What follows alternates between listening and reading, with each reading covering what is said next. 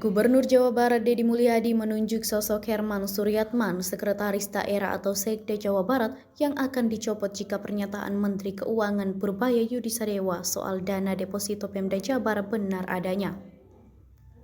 Purbaya awal pekan ini dalam rapat di Kementerian Dalam Negeri mengungkap Pemda Jabar masih punya dana mengendap 4,17 triliun rupiah.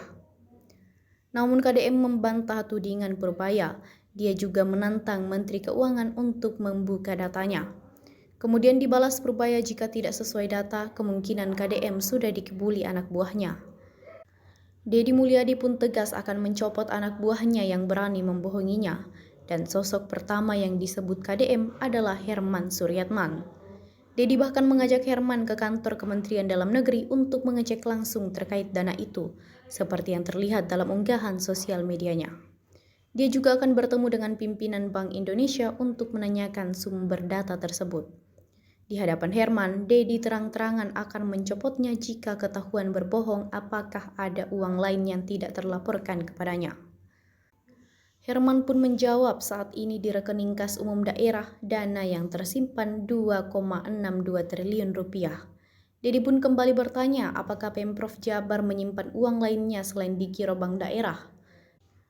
Herman lalu dengan penuh keyakinan menjawab bahwa tidak ada uang lain selain persediaan di RKUD tersebut. Nih Pak Sekda, kita ini kan mau jalan nih ke Kemendagri untuk melakukan paparan pengelolaan keuangan daerah Provinsi Jawa Barat. Nah kemudian kita juga akan ke BI atau Bank Sentral, karena netizen ini ada yang belum tahu bahwa BI itu adalah Bank Sentral gitu loh. Kan di paparan Pak Menke tanggal 17 Oktober yang bersumber dari data BI tanggal 15 Oktober itu kan di situ ada tuh Pemda Jabar masih memiliki uang sebesar 4,1 triliun.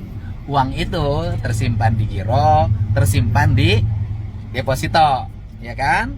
Nah, Bapak harus jujur sama saya. Tanggal 15 Oktober uang kita ada berapa? Siap 2,62 triliun, Pak.